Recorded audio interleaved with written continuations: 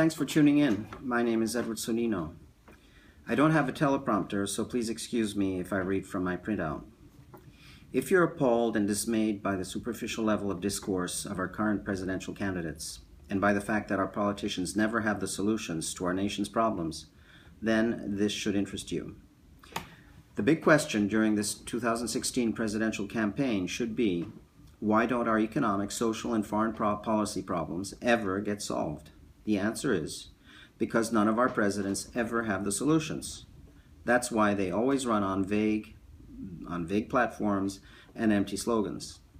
If they had the solutions, our problems would be solved by now.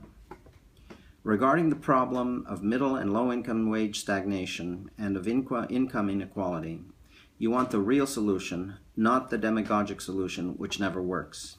The same goes for the problem of repeated recessions and high unemployment, the problem of poverty, of crime and gun violence, of excessive force used by the police, the problem of illegal immigration, the problem of Islamic terrorism, the problem of our failed foreign policy in Iraq, Afghanistan, Libya, and Syria, the failure to end the decades-long Israeli-Palestinian conflict.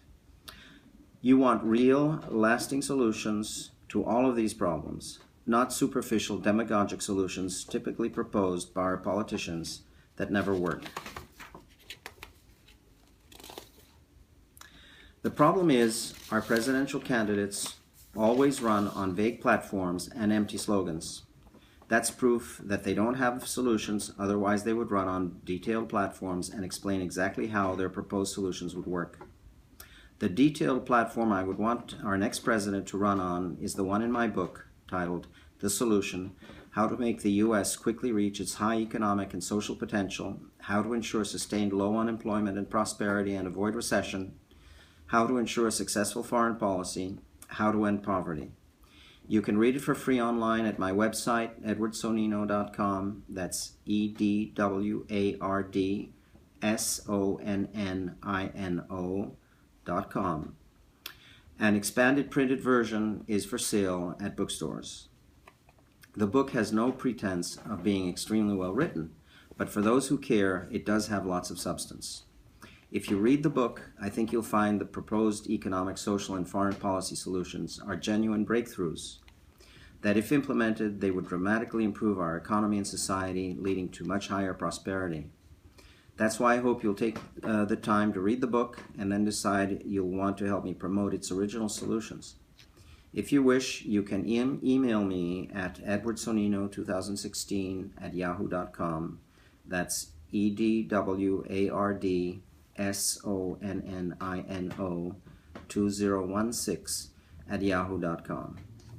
One big question during this presidential campaign should be the following. Why aren't our presidential candidates addressing one of the most important issues, that is, what would they have done to prevent the long, deep recession with high unemployment that we endured from 2008? And what do they propose for preventing any future long, deep recessions with high unemployment? My book answers these questions, featuring the innovation of QE finance tax rebates as the standard stimulus tool. Just consider this.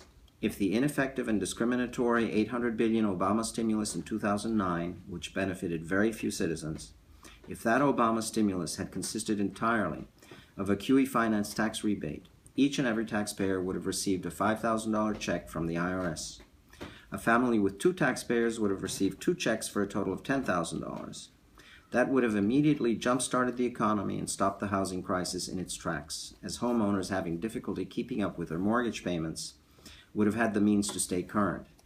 The beauty of QE finance tax rebates is that they work instantly and that they are completely fair, since all taxpayers receive the exact same stimulus check from the IRS.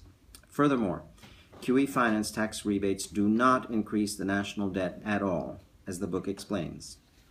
With QE finance tax rebates as the standard stimulus tool, any time the unemployment rate rises above 6%, the Federal Reserve would immediately calculate how big a tax rebate is needed to quickly get the unemployment rate back down to 5%, and the IRS would send out rebate checks without delay.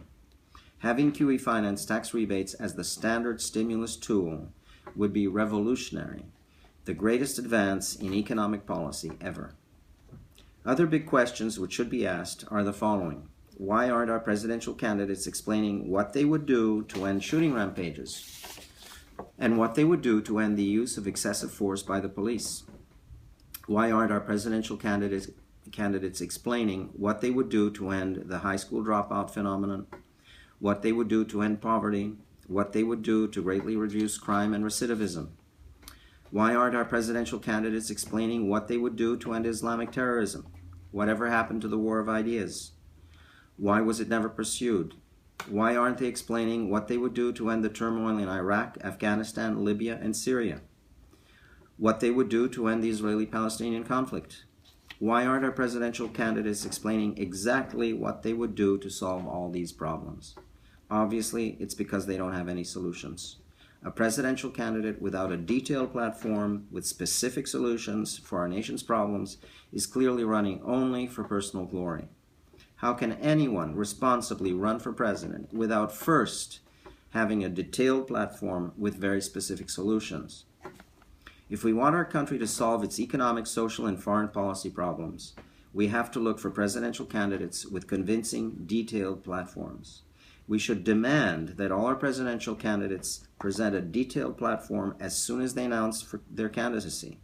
Actually, they should not be allowed to run before publishing their detailed platform. I hope many of you will find the solutions proposed in my book persuasive, and that you will want to help me promote the book and its ideas for solving our economic, social, and foreign policy problems. If I manage to get lots of support, I will run on my book's platform. I hope you will become enthusiastic backers. Your reward will be enormous if the book's proposals become policy and get implemented, since that would lead our country to sustained economic and social prosperity, along with success in foreign policy. 4 last comments. 1. Contrary to what many of our presidential candidates are saying, illegal immigration is not one of our major domestic problems. Our major domestic problems are stagnating wages due to sluggish economic growth, unemployment, inadequate public high school education for the global economy, high school dropouts, poverty, and crime. 2. As for income inequality, that's not the real problem. Our country is not socialist or communist, so there will always be income inequality. That's part of the free market, free enterprise system. By far the best economic system there is. The real problem, instead, is low income for many of our citizens. So the only real solution is having an economic policy that ensures sustained economic growth with low unemployment, along with rising personal incomes and living standards, while providing a superior education for all our youth so that they can successfully compete in the global economy. 3. If we want a successful foreign policy, our political leaders must finally realize that the wise business mantra, know your customer, also applies to foreign policy. 4. Everyone must finally understand the difference between accounting economics and real economics. The obsession with budget deficits, balanced budgets, and the national debt is misguided, the result of simplistic accounting economics. As explained in the book, when the essential nature of quantitative easing is properly understood, along with its incredibly positive implications, most concerns about budget deficits and the national debt evaporate. The Federal Reserve's enormous QE over the past few years proves that QE is not inherently inflationary, while being very useful for financing the government's budget deficits during recessions. Thank you for listening, and to those of you who will help me promote my book, even more thanks.